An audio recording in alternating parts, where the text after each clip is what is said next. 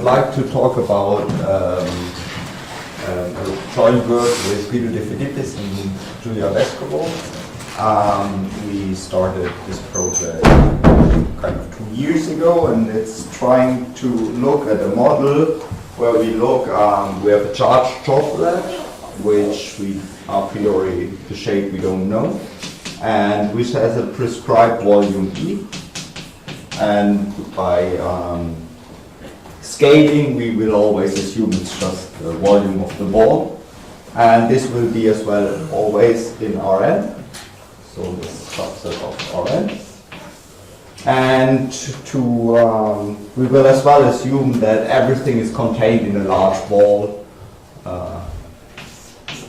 for simplicity, where R is large.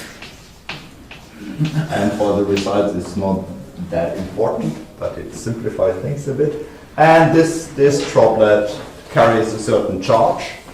So let's put it like this. Q. So a model to find a physical model to describe the behavior of such charged droplets. It's quite old, and it actually goes back to Rayleigh, who did the first calculations on it, and let me call it the classical model that was used by physicists. Is you would like to have two forces that compete to each other. There's the force that comes from the surface tension, which kind of tries to keep the droplet together, and there's the aggerating force, and then you have the exaggerating force that kind of tries to push things, exaggerating the droplet because of the charge. And what you say, okay, the surface tension you model by the parameter of the set, and now there is the part of the force that should come from the charge. And what was normally used is, let me write it this way, of the set E, where I(n minus 2 of E is, you take the infimum over all possible charge distributions on your set and model it by the repulsive force of the Newton potential. So you would like to take x, you need y, and you take the Newton potential, is it power n minus 2, and you say mu has the property that the integral over the set E of mu is equal to 1. So that was the classical model, and Reynolds already used this version of it to show that by a calculation the ball for a very small charge is linearly stable. But now it turned out that this model is not well posed if you really look at the minimizing sequence, because the second force is not continuous with respect to conversion in E. So problem is that I(n minus 2 E is not continuous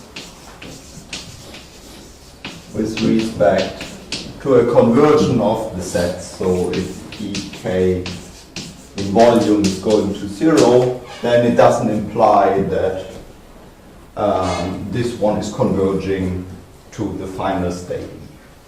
So what was shown by by Goldman, Ruŧeni, and Novaga in 2015 was that there's a problem appearing because what you have is, given any set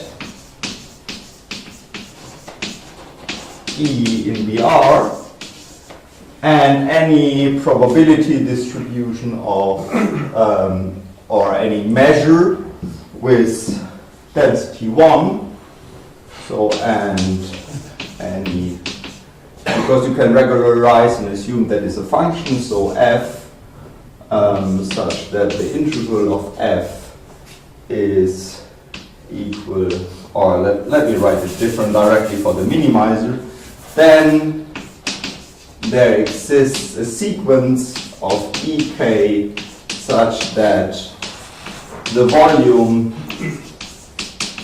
they are converging to 0, the parameter of Ek converges to the parameter of E, but if you plug in the here the sets Ek for this one is really converging to the value of the total ball Br in which you're contained.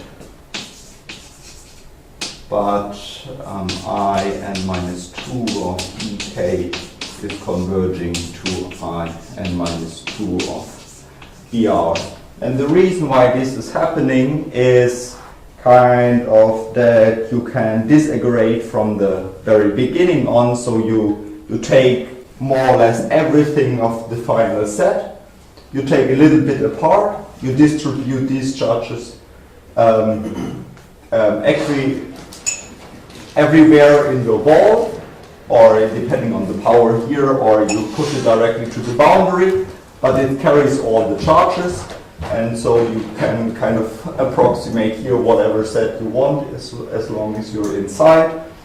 And your parameter is nonetheless converging because the parameter of these small balls is carrying, this does not really count.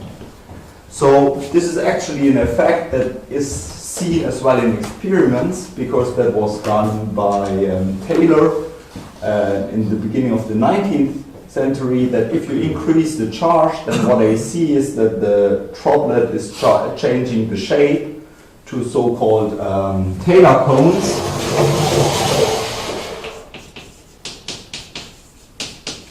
And what is happening that if the charge increases, so increases it. Excuse me, how do you know that the support of the measure doesn't stick to infinity? I mean, in here it's just because we are constraining the ball. But if you, as you said, if you don't put this large box around, then in this model everything is pushed directly to infinity, and this one gets to 0. So you only see the parameter of the ball. So it's the solution is the isoperimetric problem. So part of it will accumulate on the boundary. Yeah, it will push everything to the boundary. Oh, everything. Yeah. Because, I mean, it's just the optimal for, if you minimize only this guy, the optimal thing is making the set as big as you want, because it's decreasing in sets. So if you have increasing sequence of sets, this one is decreasing. So you take the biggest possible set, and then you need to calculate what it is. And in this case, it's really pushing, for this power, it's pushing everything to the boundary. What happened with the perimeter? Because and the perimeter, I mean, they kind of decouple. That's what I was saying here. Okay. Because you can prescribe a set before, but this set you can kind of, because this is more seeing, it's more volume than perimeter depending. Because for me, this looks like the curvature problem when you have minimizing the Dirichlet energy with the perimeter, then you get this curvature problem. But this is get the wrong side. Oh, okay. You have a minus in the energy. So it's okay. But I mean, of course, there's a limit, right? What you can physically do. So why don't you have this kind of constraint on the size of the function? The density, I mean. If you prescribe the density from above and below, then it's true. Then you can get an existence of minimizer that was actually done by Novaga and Ruwią�ni. If you prescribe it after your one energy minus, which you would do, right? I'm sorry, I'm not the physicist. I mean, I find it quite interesting. I cannot say but if this is there's not only a finite number of valency electrons. Full stop. Okay. Can we? I just wanted to say the problem was that this model didn't seem to capture, as you said, the physical states Right. that you see, so it seems to miss something. But nonetheless, I wanted to say, I mean, the effect that appears here is nonetheless seen in experiments, because if Q increases, what the physicists see is that you get some kind of tip, and in here all the charges kind of start ejecting by a jet that seems to carry then away all the charges. So this is still open. I should come perhaps to the data combs later. So there was a new model.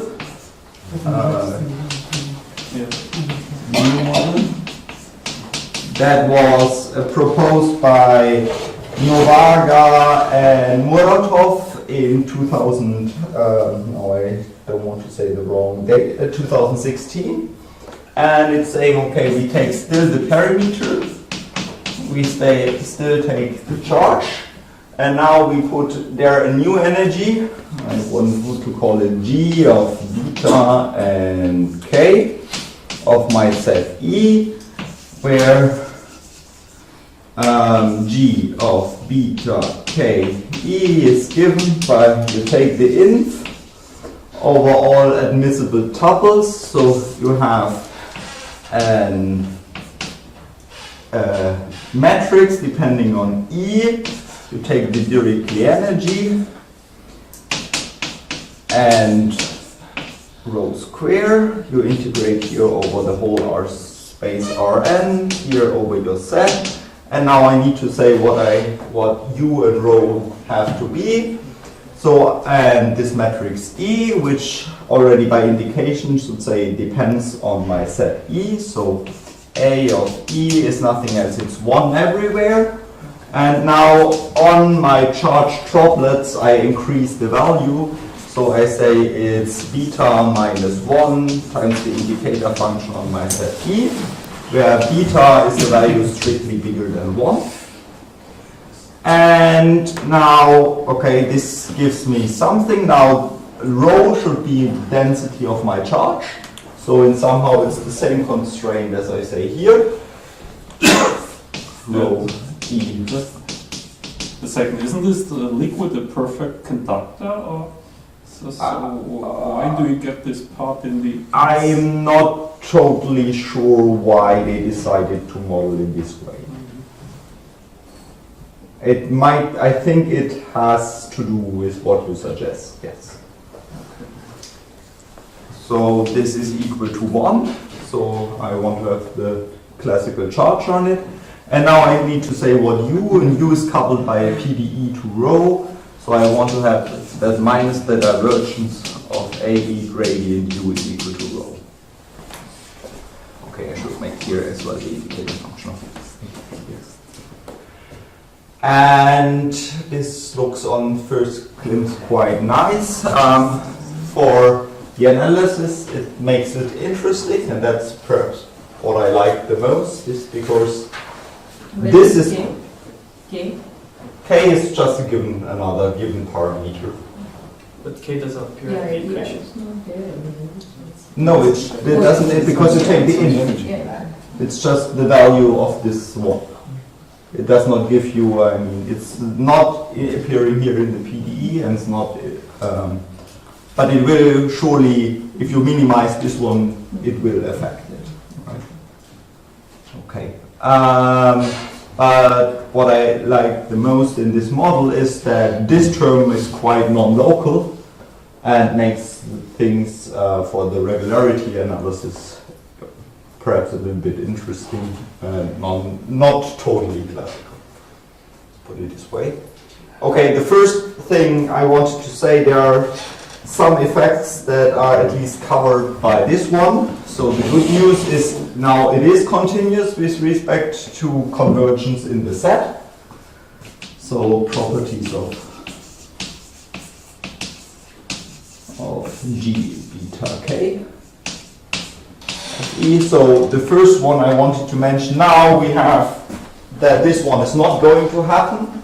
So if I have that my set EK in mass in volume are converging to 0, then I have that the values of the minimizing tuples are converging. There is a minimizing tuple, this just follows by the direct method of calculation. Direct method of calculus of variations, sorry. And then I have nonetheless that this one, minimizers are converging to minimizers and their value converge. One has K to E. And if, let me write by this one, the optimal tuple, which is as well unique because the problem is in this case here convex, is converging. So the gradients are as well converging to rho in L2. So that's kind of nice. So I don't really understand that.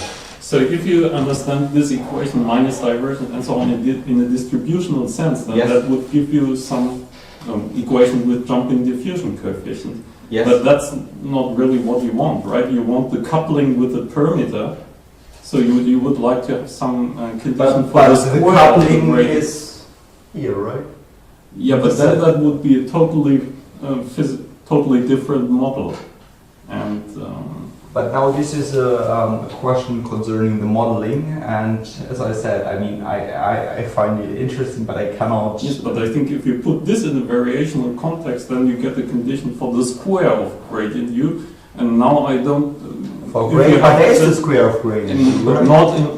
not on the boundary in your case. So now you just get a jumping diffusion coefficient here, right? So that's like a transmission. It's a condition. transmission Yeah. as well, the transmission coefficient. No, it's not a diffusion. It's like dielectric. And here in this model, the dielectric is the same in the. In the inside is the outside, yes, that's true. That is the dielectric. The same dielectric coefficient in the vacuum and in the. Yes, in the chart, in the droplet, in the water. And that is modeled by this, the dielectric, yes. Okay, but then that maybe not be directly related to the Taylor current. Okay, anyway, go on. Well, I mean, in any What is case, boundary condition? so I mean, there is no. I mean, I don't see that there is. I mean, the motion of It's in our rho and the motion of the volume is kind of still decoupled, right? But so it's only the dielectric which makes the. I mean, physically it makes. Well, I mean, we shouldn't ask you about the physics. I'm sorry, I would like to answer it, but I mean, We should be too hard. okay, so at least the problem that ever happens here is not appearing. Now let me see what I wanted to say more about it. Okay, but maybe you could at some point write down the strong condition you get on the interface. The interface. Curvature equals something. You mean the total Euler-Lagrange equation Yes. for this problem? Okay, yes, I can do. But let me postpone this a bit. Yes, because sure, it's sure. not the straightforward way to calculate the Euler-Lagrange equation. Now I got. Where? Yes. Okay, and this was the first thing I wanted to say, and the second thing, at least it has a repulsive effect that, yes, I should perhaps say, more important is that it really makes physically sense, and which is here not obvious, is that the the density is really a positive function. So if I minimize this problem, it's not suddenly giving me negative charges. So it's not changing it. So that's what I wanted to say as well. So another thing is that you have that actually u and rho are both positive, and they are both actually in L infinity with an L infinity constant that only depends on the constants. But that's not so essential. Later on, for this talk, I will always kind of assume that rho is we neglect, at least in what I wanted to present concerning the regularity, because it's an L infinity, so things get easier there. Yes, so that is what I wanted, and it has really the property that if you assume that you have two sets that are already sufficient apart, then from an energetically point of view, it's really better to push them at some point to infinity to separate the sets.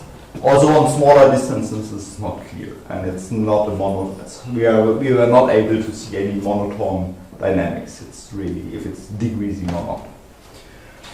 Okay, so the theorem we were able to prove is concerning the regularity, because that's what we were interested in.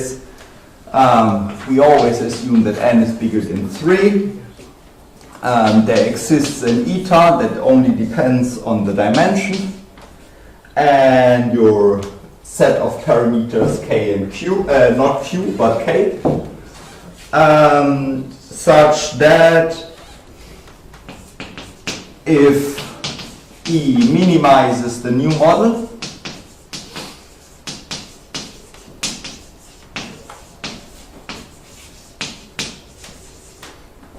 then firstly the boundary of the boundary of your set of finite parameters is actually closed. There exists a closed set sigma that is a subset of E closed.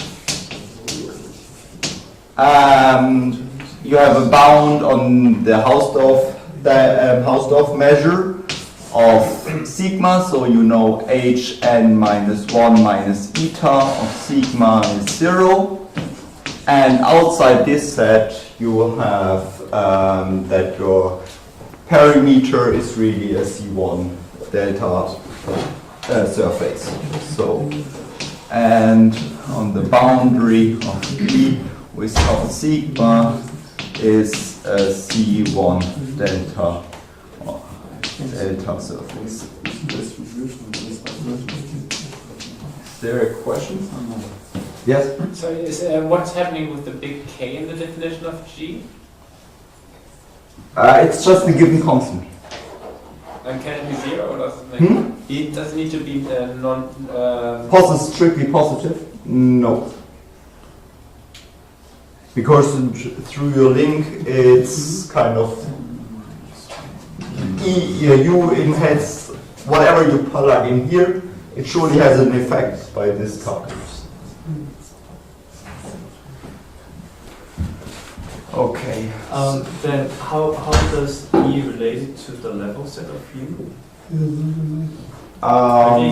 Just irrelevant. No. This is of Neumann type, so it's not. You cannot directly see. There's no direct way to see it, but you could more.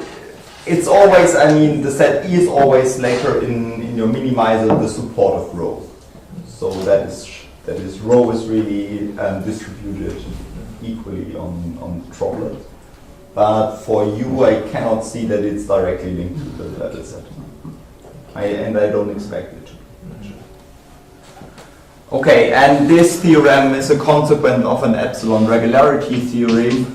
So theorem 2, which is for n bigger than 3, there exists an epsilon bigger than 0 such that, who has been here in the first workshop as well, then he has already seen the things that appear here. So if the axis is in a ball of radius r is less than epsilon, you need the Dirichlet density energy, I will directly say what it is less than epsilon, then in half the ball you're a nice surface. So E of BR half of X is the epigraph of C1 delta function. Okay, so now I should, unfortunately it didn't fit here anymore, so let me write it here. I have that the excess of my set ER is given by, you take the infimum over all possible planes or directions. So it's the inf over all nu in Sn minus 1, and you integrate the scaling free version over the reduced part in BR. Okay, let me call this nu 0. And nu of x is the normal to your surface minus nu 0 squared. And the Dirichlet energy is the rescaled version of the energy of your minimizing object here. So this is d with dr of x of d squared. Okay. So this was the two results we were able to deduce, and I wanted to say a little bit about the difficulties or the approach we have chosen to get it. So the first one is you would like to get rid of the volume constraint, that you allow any kind of variations. So the first step is getting rid of the volume constraints, which is volume adjustments.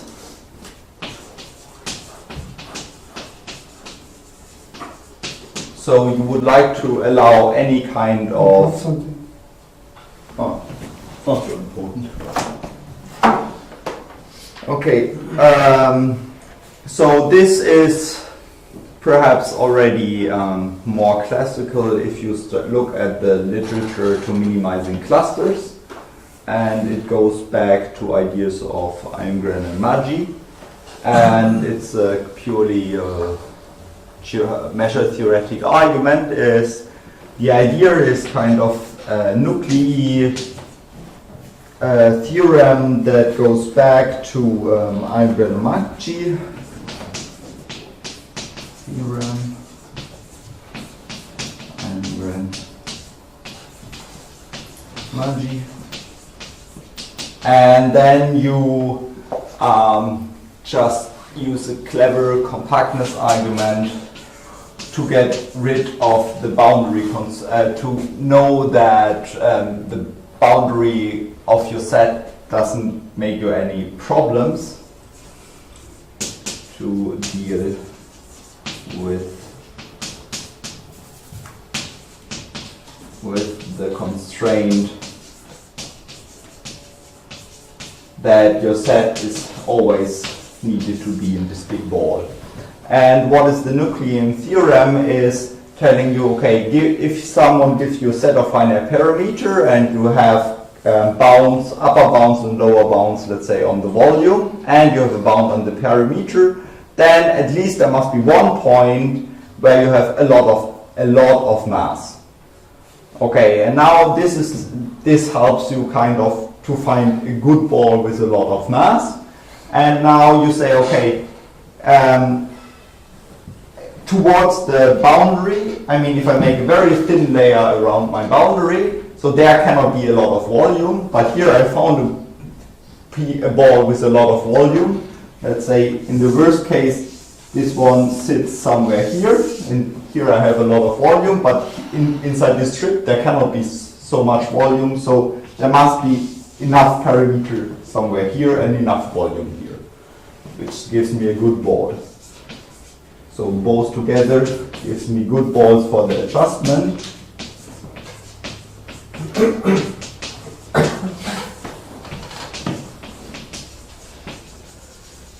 And it's telling me that then I find a nice smooth function that I have that for any kind of D set, the divergence of eta, where eta now is allowed to depend on my set E, is some bigger than some universal gamma, where gamma really depends only on the volume constraint. So I know, let's say, that the volume of the set E is between 1/2 of the ball and 3/2 of the ball.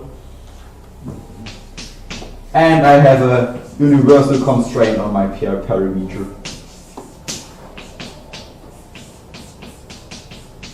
Is it really clear that we need that theorem? Can't you just rescale by homoscopy? To find, no, because that you would perhaps, if you just rescale it, you would perhaps leave your boundary B out, right? Okay.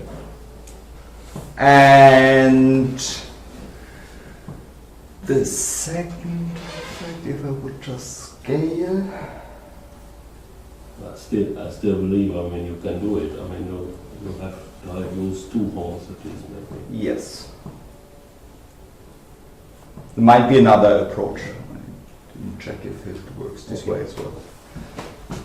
Okay, but now this gives you a possibility to adjust the volume, but what you need to take care of that if you now change your set in BE, that this is not changing too much your entities.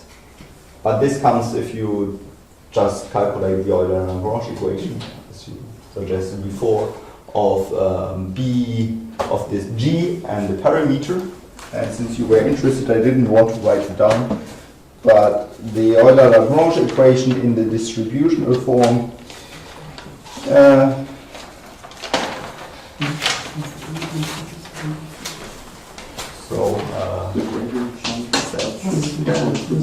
the Euler-Lagrange equation.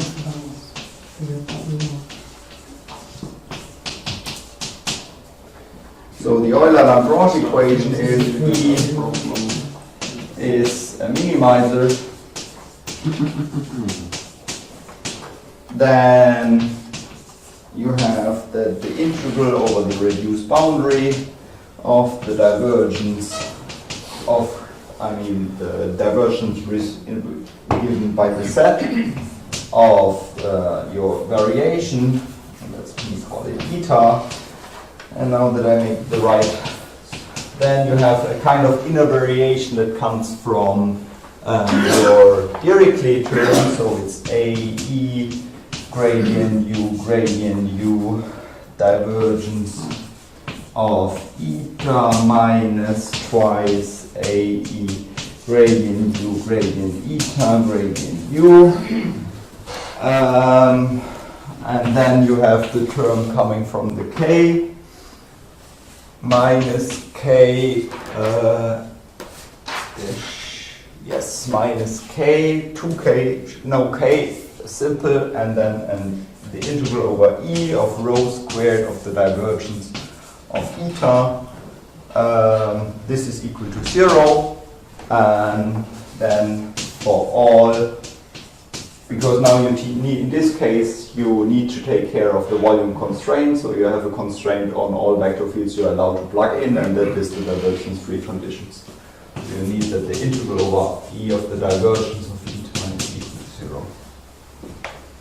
That is the Euler-Lagrange. Okay, but if I wanted to derive a strong, so in the smooth case, a strong equation, Yeah, okay, and then I would get curvature then equals you the would get gradient here jump H, plus the and then you lower would get here,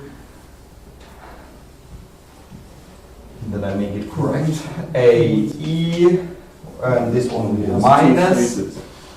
And now you would have a gradient U squared. Let me, then okay, now I hope that the sign in my hand is correct. This one gives me a minus beta squared 2 beta, the normal derivative squared, minus, so this is, yes, everything on the boundary. And then I get a gradient U squared. Okay, this is the one, that the function that coming from the inside, and that's called that bit beta for the harmonic function that's inside, not harmonic inside, but solves Laplacian equal to rho, that is inside of the set. Where's the Lagrange parameter? No, the Lagrange parameter comes later.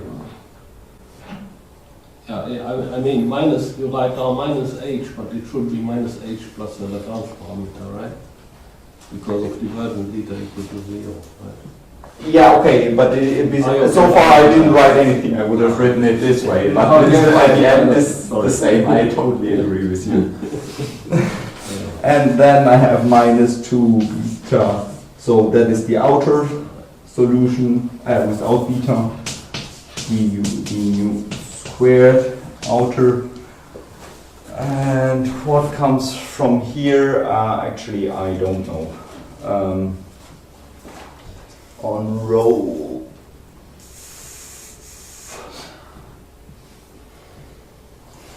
And then there comes something depending on rho, but that I don't know. Plus something in rho. Let me write it this way. Because this is not the term that really only lives on the boundary. But this is the boundary part we're asking for. Right? It's not, I think it's not so illuminating. At least to me, this equation did not give me any deep insight. Well, I mean, the point is, of course, that you have to show that by this you have a bound on the row, so it doesn't matter really. Yeah, true. I mean, that Doesn't at matter least, to the highest order. yeah. Yeah. I mean, this is of lower order in some of the things. Therefore, I said it's something in rho. Okay? Yeah. But nonetheless, I mean, okay. So this is the Euler-Lagrange equation, and this helps you now that you are kind of allowed to do any kind of variation, but you pay a little bit, which gives you the so-called lambda minimality. So this is 2.1 lambda minimality. So if you put this together with the calculation you did here, is that you can get, where are my notes, to the following statement. So there exists a lambda 1 bigger than 0 and R1 bigger than 0 that gives you that the full energy, let me call it full energy. Okay, I write it down. P of E plus Q squared G beta K of E is less or equal than P of F, where F is now any competitor you are allowed to plug in of F, and then you pay something that is in a volume term.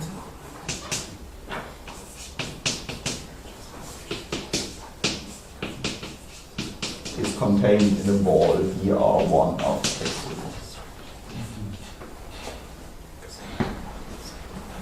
So this is, and now this would be almost in the setting of the classical on lambda minimizers for sets of finite parameter.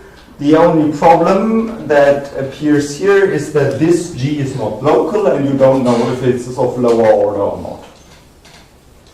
And furthermore, I mean, if you plug in our minimizer or a competitor, that E that changes only, let's say, in a small ball, then it's true that the parameter is only changing in this small ball, so this is good.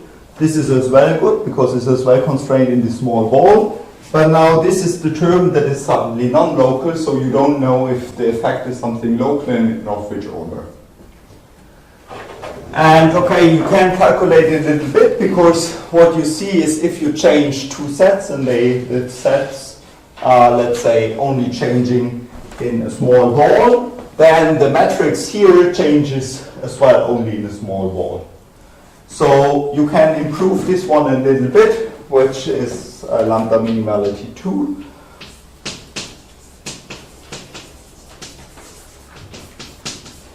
So I have 10 more minutes, right?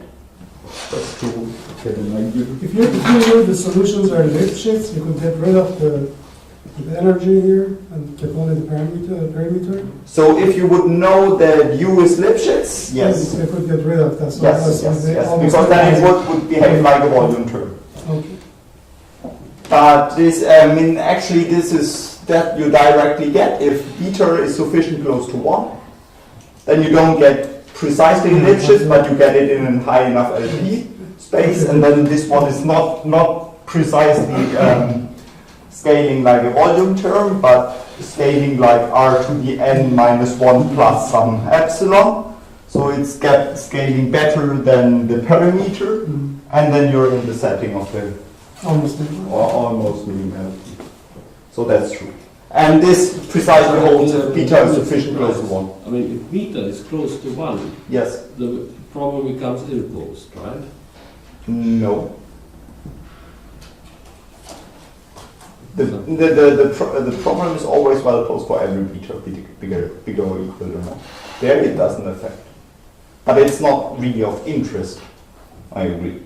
I mean, that's at least not what they told me that the...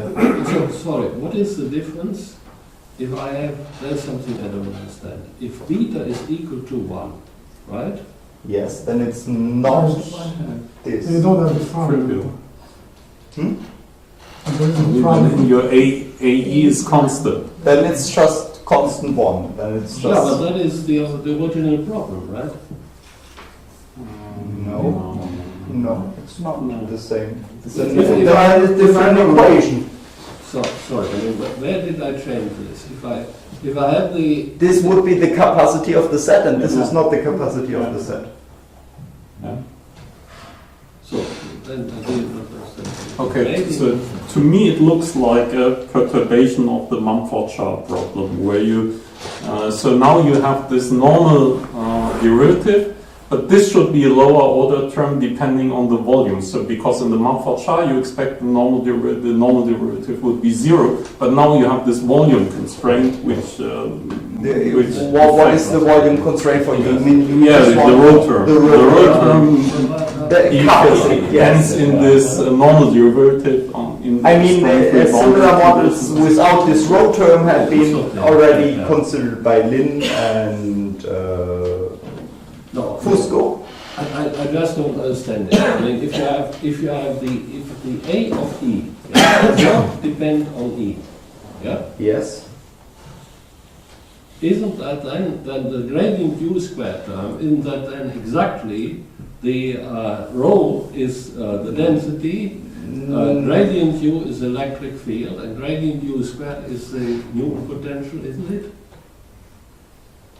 I'm a little bit surprised there.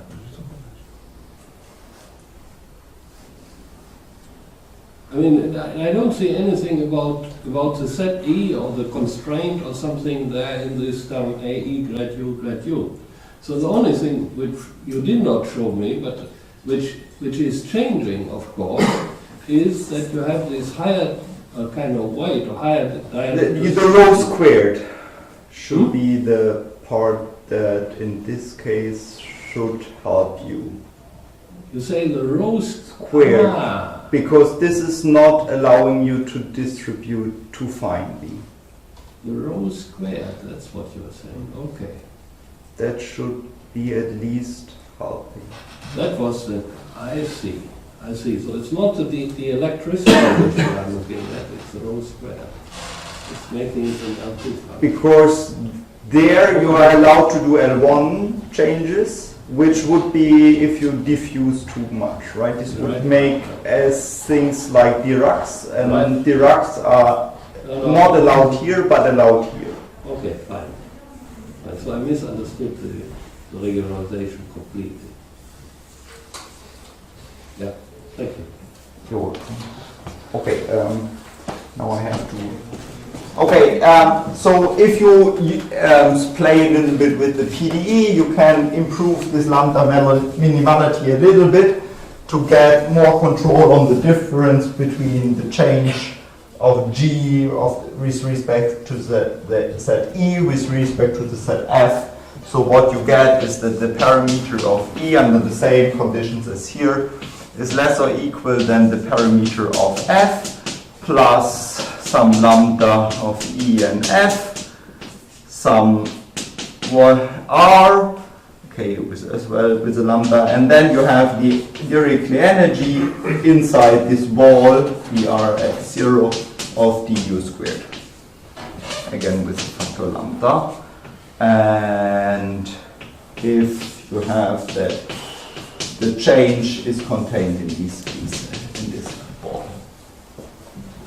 Okay, this is the first kind of thing you would like, and as you suggested before, if you wouldn't a priori know that this one behaves nice enough, so if you know, for example, it would be Lipschitz, then it would be precisely a volume term, but it's not Lipschitz if beta is sufficiently large. So to apply all the theory that comes from, or that is the classical approach, I would say, for regularity of minimal surfaces, is would you apply the machinery that was invented by Malmgren, by Allard, for example.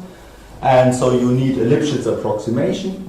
And to get a Lipschitz approximation, it's kind of helpful to get density estimates, and that was probably the hardest work in this. We tried to do so. This was the density estimate. And because I don't have that much time left, I just wanted to say you split this in two cases, because now if you want to show densities by minimality, the competitors you would like to do is, let's say this is my set. Now I take myself in here. Now what I would like to do is either I would like to add a ball or I subtract the ball. That's the idea, kind of as a competitor. I would once like to add this one. And then the second variation I would like to do here, I would like to remove it. Now if one starts checking what is happening if I add balls, then one sees, okay, for adding balls, this the functional g beta k is nicely behaving. So because if I increase my set, this one is increasing, the values of my function here is increasing, and then one can show that the energy actually goes down. So in somehow, I mean, changing the set from the outside is good, so you directly obtain by the properties of G that your set is an outer minimizer.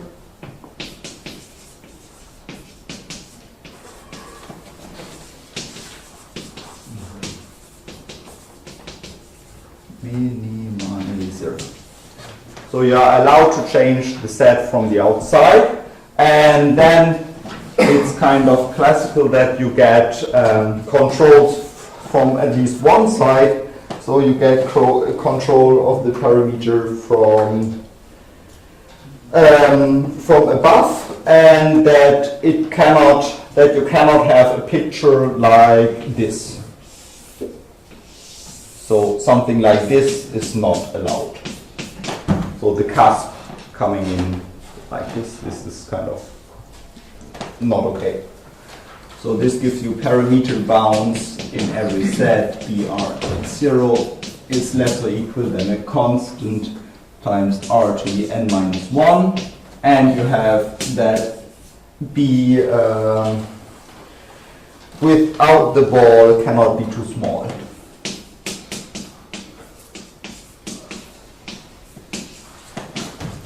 That is already kind of the first ingredient you would like to get for the Lipschitz approximation.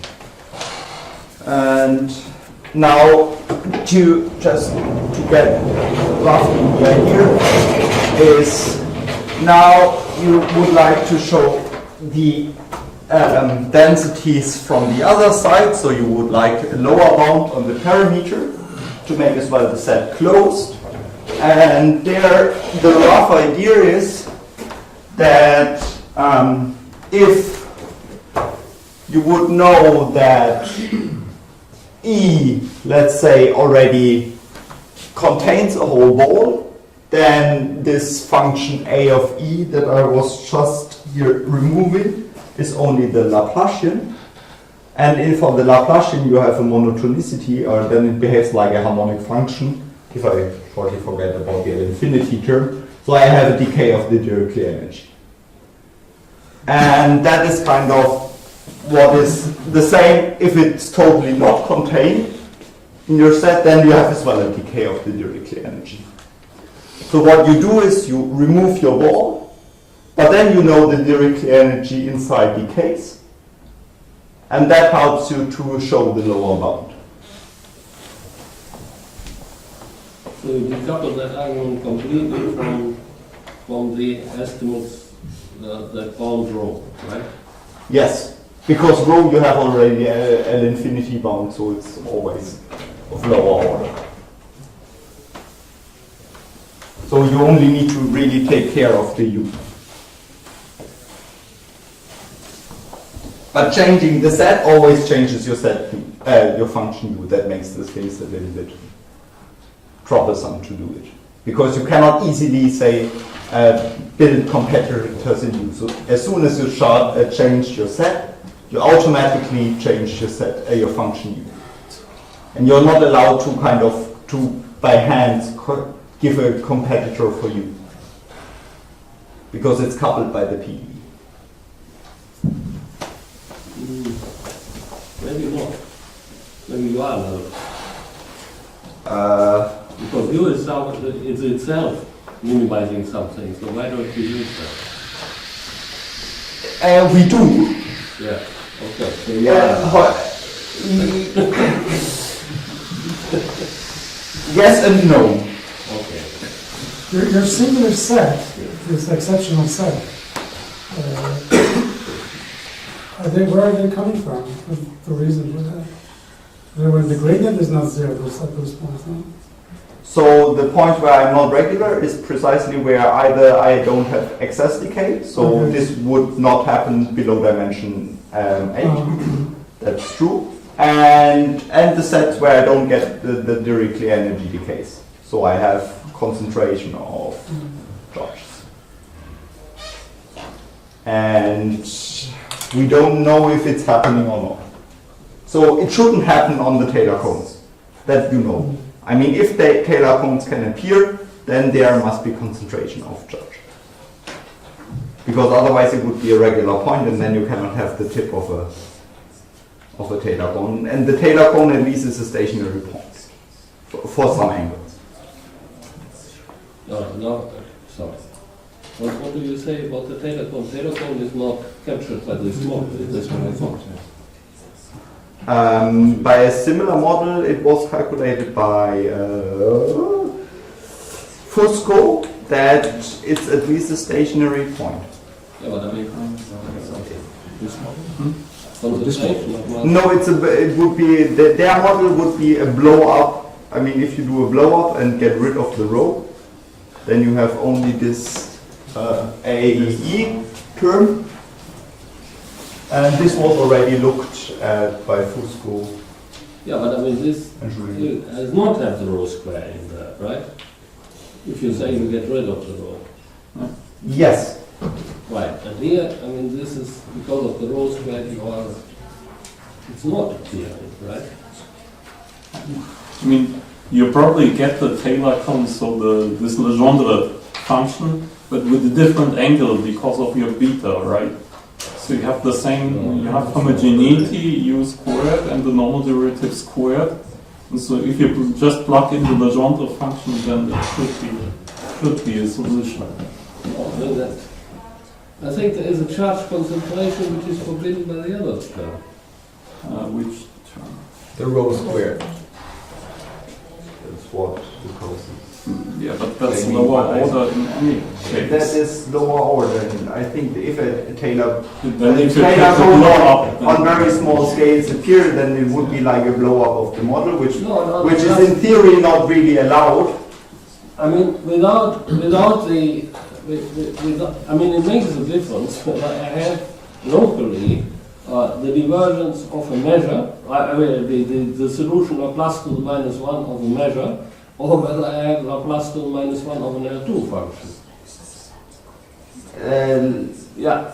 Then So the strength of that is completely different, right? So this kind of competition, I don't see it here happening, which I saw before. I'm sorry, I lost what But- you but were in this- asking me at the end. In this Taylor cone example, the h scales like r to the -1, radius to the -1, and the gradient u squared also scales like the r to the -1. And you can produce that. Yes. But what are you saying? You are producing something which A is cone. the h-1 norm. So I don't think of something which is I mean, the right hand side is in L2. That makes a difference, right? Right hands. I mean, It's the almost whole an point infinity. was, if I have, I mean, you didn't do that calculation, but if you have a very small droplet, right, and you take the calculation. A very small droplet from in the huge picture is not very likely. I agree, because the rho square would be not some. I mean, if I have only, I mean, it's kind of prohibited to make everything in small droplets. I agree. And I think when you look at the proof for the bound on the row, that is what you, once you have the bound on the row, the u which you have there, I mean, is not changing a lot. I mean, the gradient u squared is not changing a lot. I don't think it can give you a tip. Why should it be able to give you a tip if you have even L infinity right hand side? But the Laplace The is the gradient measure. is not in L infinity. It's the measure part on the interface. Okay, I think Yeah. I'm already over time.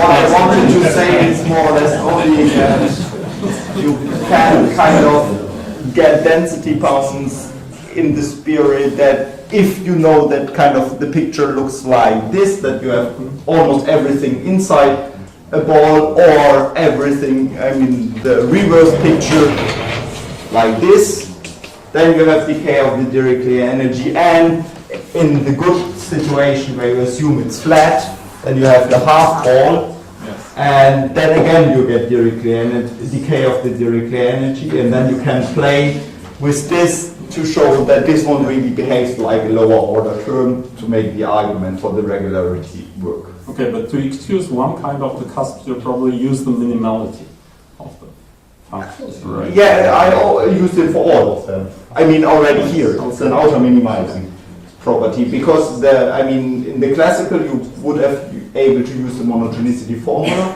and that has the wrong sign in the G tree. Yeah, the wrong side, but I mean, you're sure you cannot. By the equation we were not able to show it. No equation, no. Maybe one kind of cusp, but not both.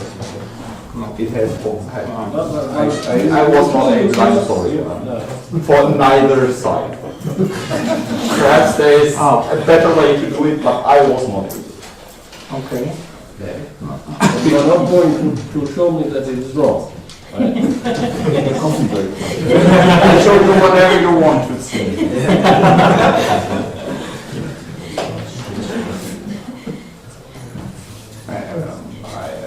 I mean, I could continue, but I.